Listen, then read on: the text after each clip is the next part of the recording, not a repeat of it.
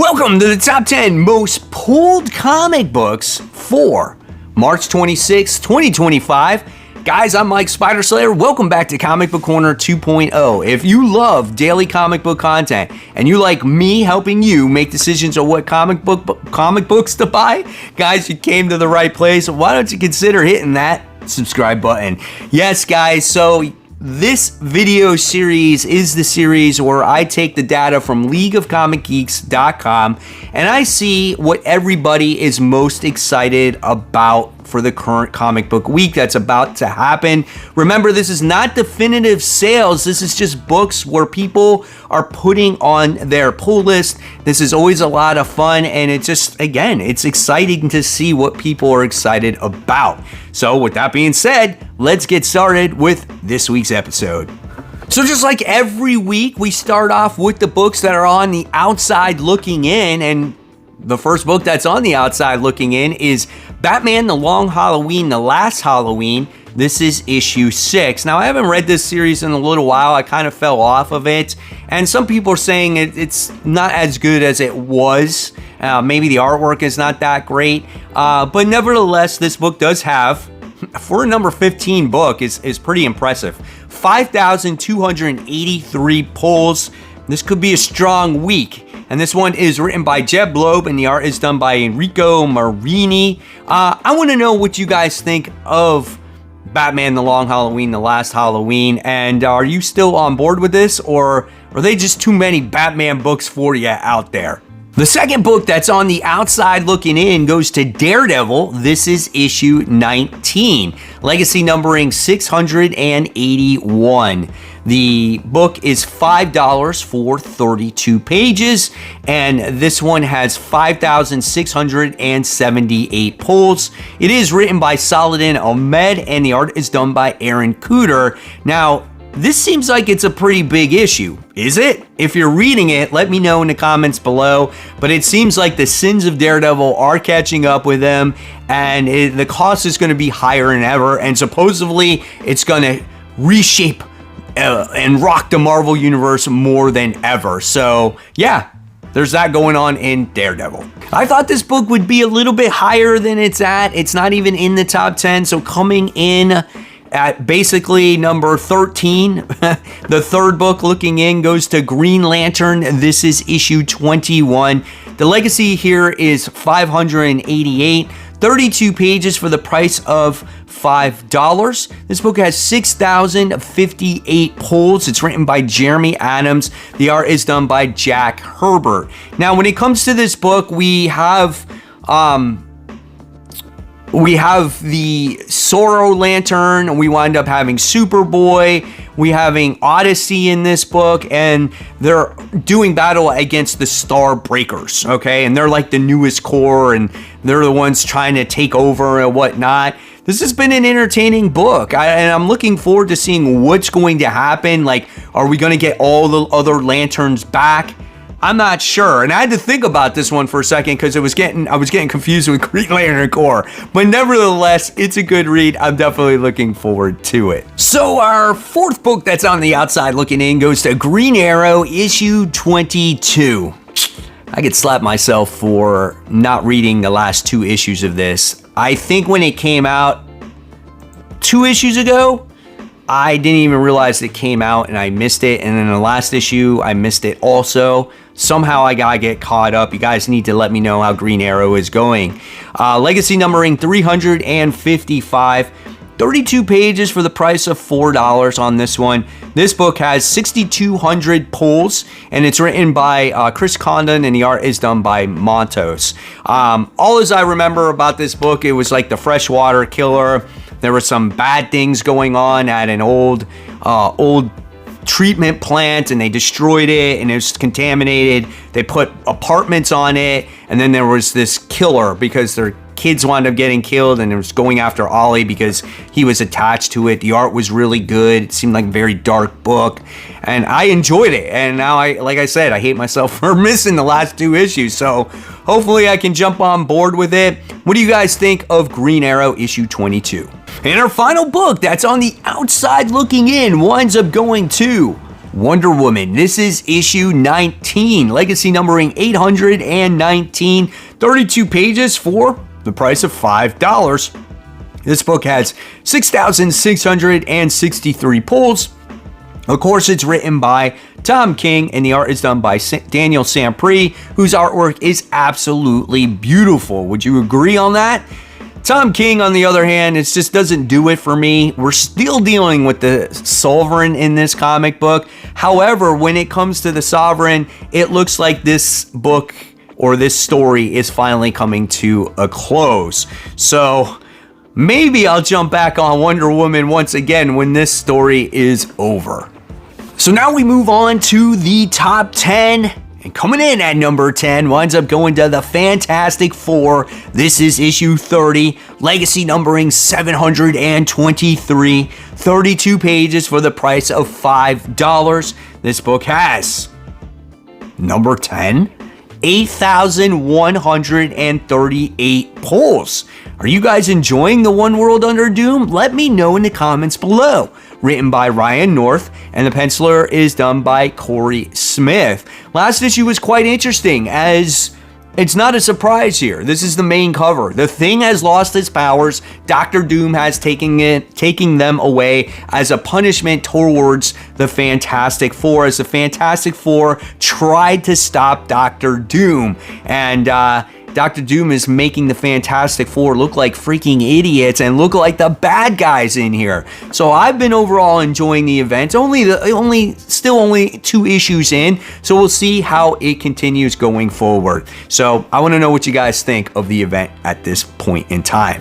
Coming in at number 9, and for this to be number 9, you know it's a huge week, guys. Justice League Unlimited issue 5.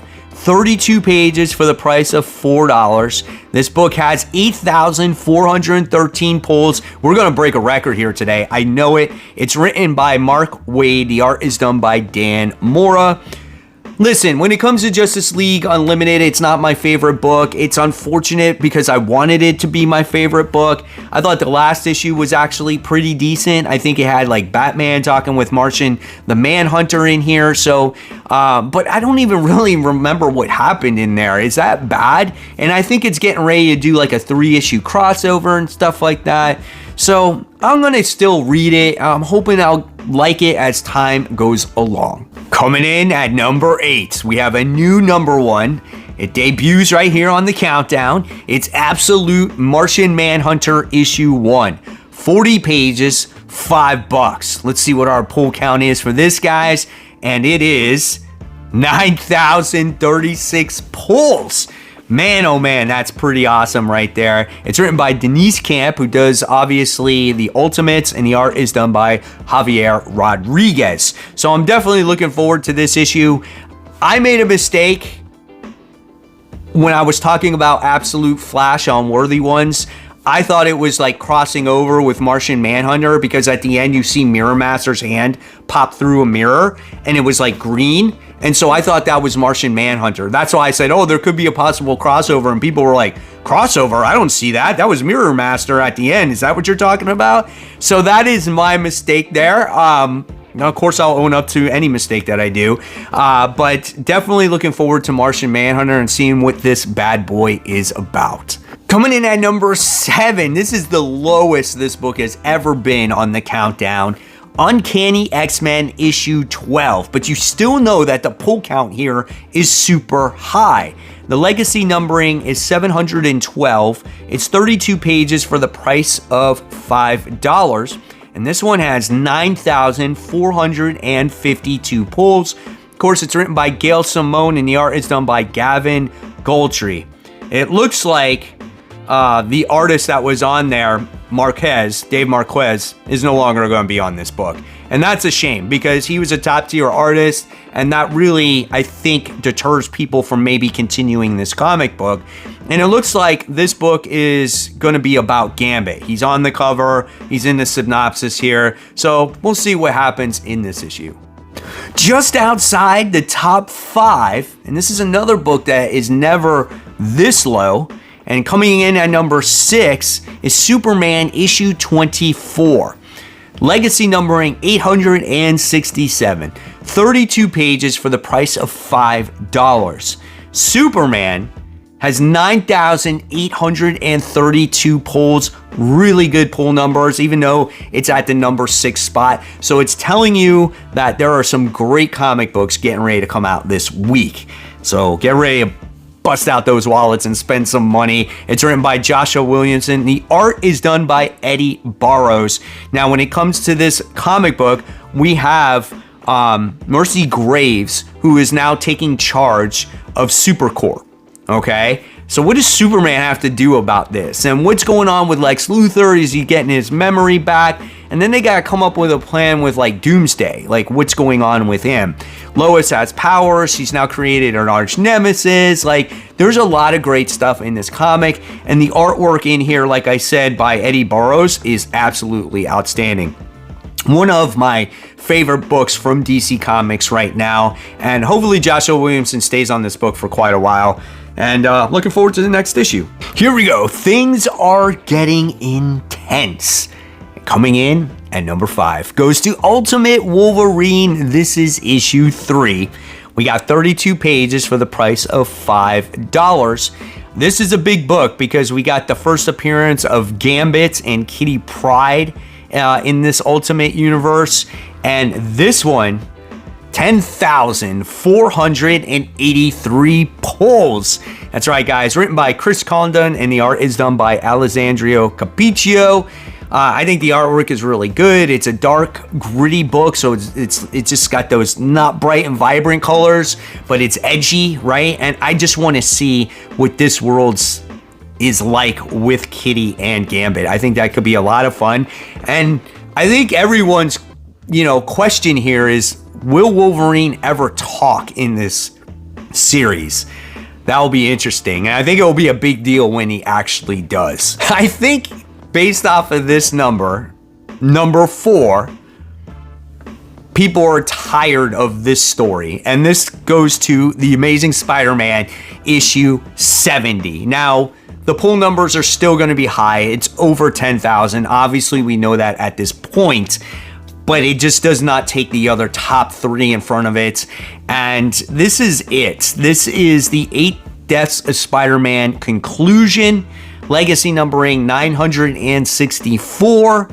The final issue of this run before we start the new Amazing Spider-Man run. So this one does have 11,838 pulls. It's not a slouchy pull, but again, it can't overtake these other books. And for this book to be number 4 and to fall behind a title that takes place in an alternate universe, 2 of them, in fact, will get there.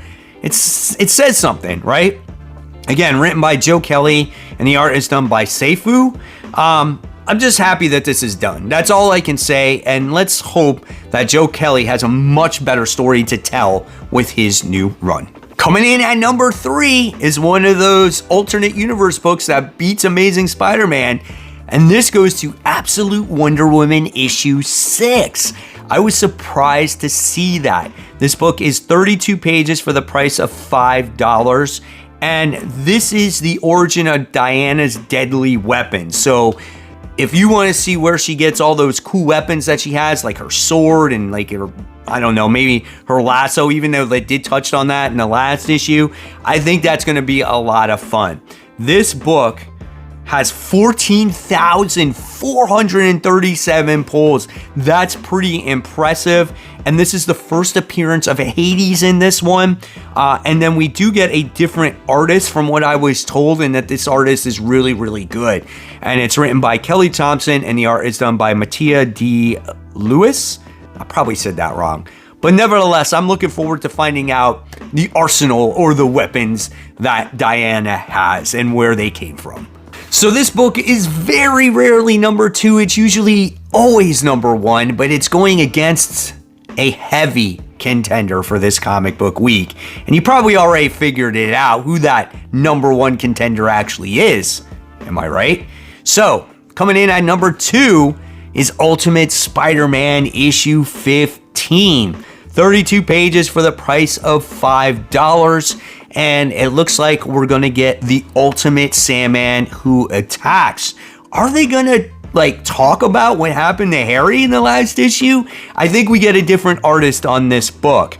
So holy shit, this book has 19,948 pulls. There is no doubt in my mind that we're setting a record in top 10 most pulled comic books at the number 1 spot.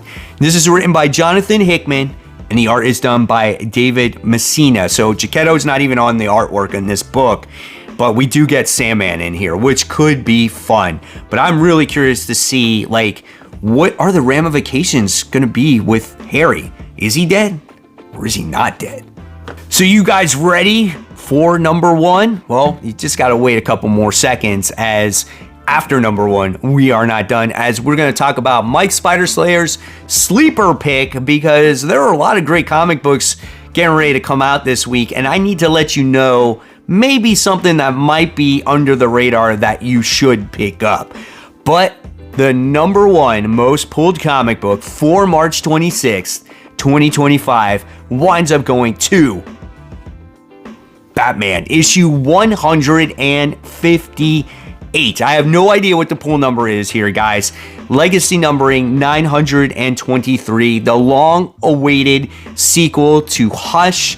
You got Jim Lee on the artwork. You got Jeb Loeb just doing the story here. People are excited about this. There's a Tuesday night pre-release at comic shops. This is a huge event and a big thing for the comic book industry. I absolutely love it.